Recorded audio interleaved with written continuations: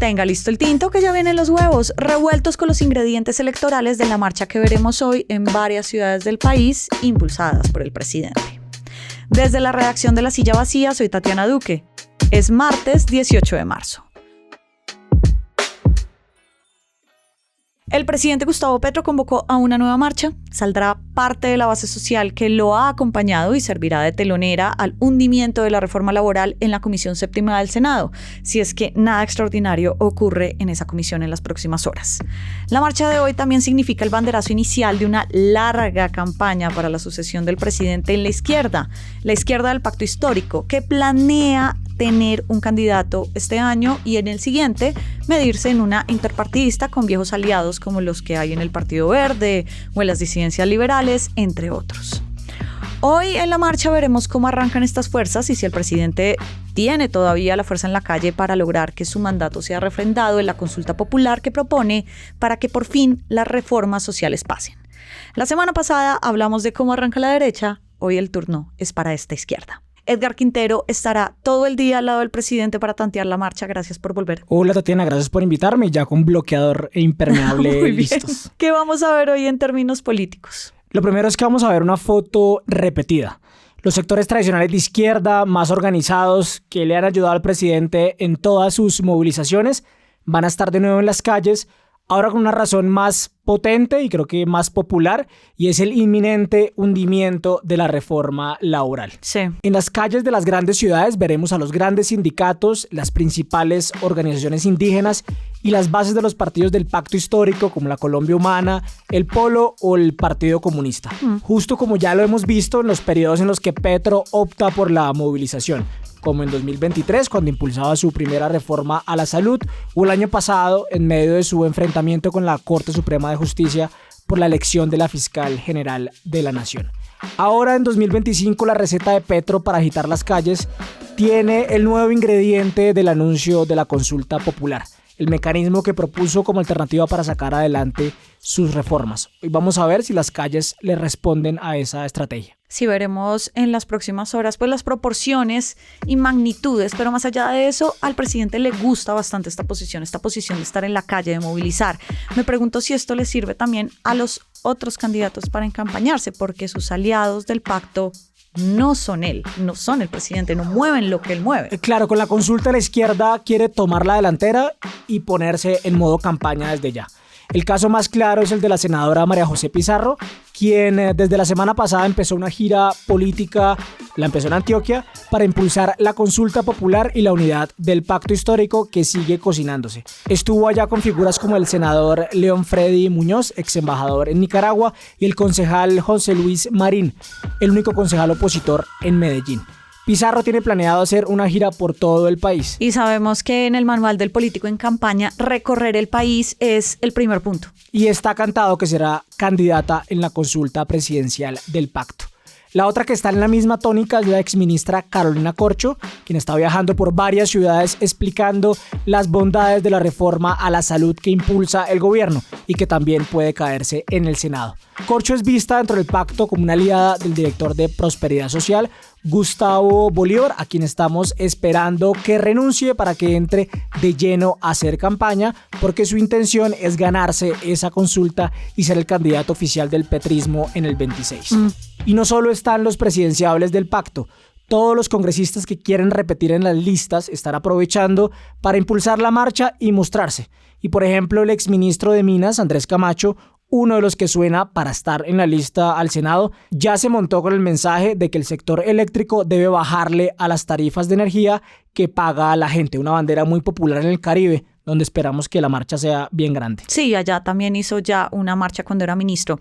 Ahora, la consulta popular es para los candidatos del pacto la precampaña de su consulta interna para elegir al candidato de la izquierda. Guíanos sobre cómo es este calendario de tiempos y de política. Mira, Pizarro, Bolívar y Corcho se reunieron hace un par de semanas en diferentes días con Roy Barreras, actual embajador de Colombia en Londres y uno de los grandes estrategas de la campaña del pacto y de Petro en el 2022. En esas reuniones, Roy reafirmó su intención de renunciar como embajador para buscar la presidencia y su idea es primero avalarse con su partido Fuerza de la Paz y luego competir en una consulta interpartidista con el candidato del pacto para liderar ese bloque de centro-izquierda. Entonces, son dos grandes momentos. El primero, la consulta en octubre o noviembre del pacto que defina un candidato único del petrismo. A eso hay que ponerle un asterisco porque falta que el polo democrático ratifique su unión y que el Consejo Nacional Electoral le dé luz verde al nuevo partido. Pero bueno, eso va de primero.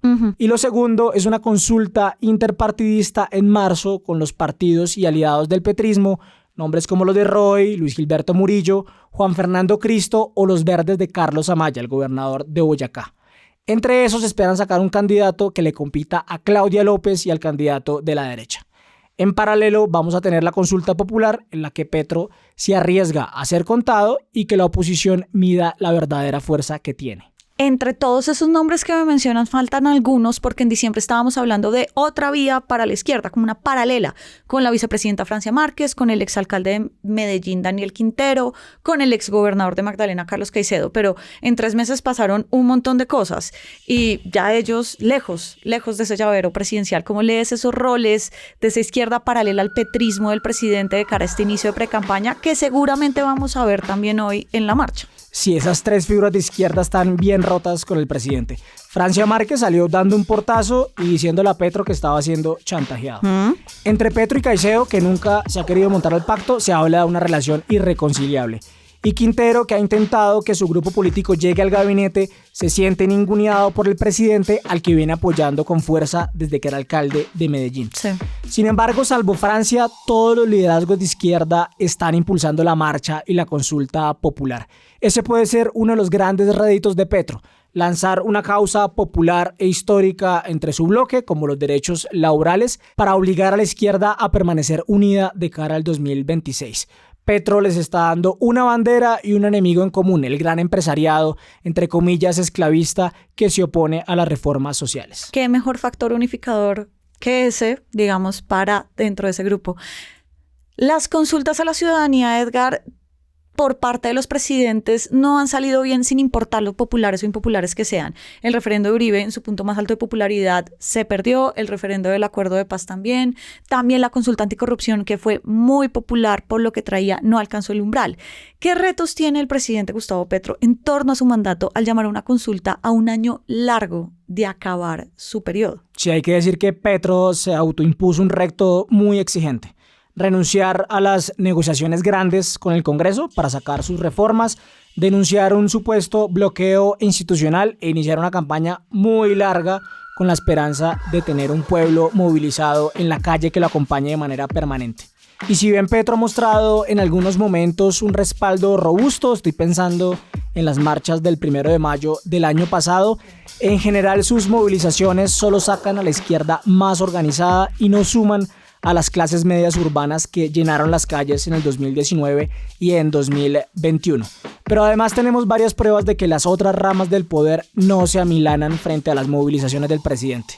El ejemplo más claro es que luego de que Petro hable más tarde en la Plaza de Bolívar, lo más probable es que la Comisión Séptima del Senado oficialice la sepultura de la reforma laboral. Claro, pero si se cae, le da mucha más fuerza a su discurso de movilización, de bloqueo institucional, de que hay que estar unidos como una lucha de clases frente al empresariado. Claro, y justo puede venir una seguidilla de derrotas del gobierno que alimenten esa narrativa, como la caída de la reforma a la salud, la posible devolución al Congreso de la reforma pensional por vicios de procedimiento, una decisión que debe tomar la Corte Constitucional, que también puede echar para atrás el decreto de conmoción interior para atender la crisis humanitaria y de seguridad en el Catatumbo. En fin, pueden venir unas semanas bien negras para el gobierno que el presidente intentará capitalizar con su olfato político y su probada competencia para dedicarse a hacer campaña. Gracias, Edgar, por pasar por acá. A ti por invitarme.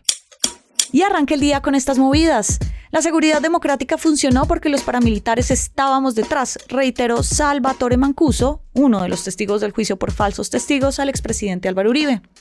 3 delitos le serán imputados al exalcalde Daniel Quintero y otros 9 exfuncionarios de Medellín por la supuesta modificación irregular del uso del suelo de un predio para beneficiar a privados.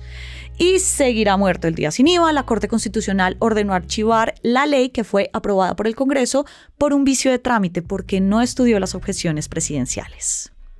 Siga hoy el minuto a minuto de las marchas de las próximas horas en nuestra página, en las redes y en el en vivo. Y como todos los días, por acá va a estar servido su desayuno político favorito. Fernando Cruz es el productor de Huevos y Juana Rubio Tovar es la practicante editorial. Yo soy Tatiana Duque y nos escuchamos mañana.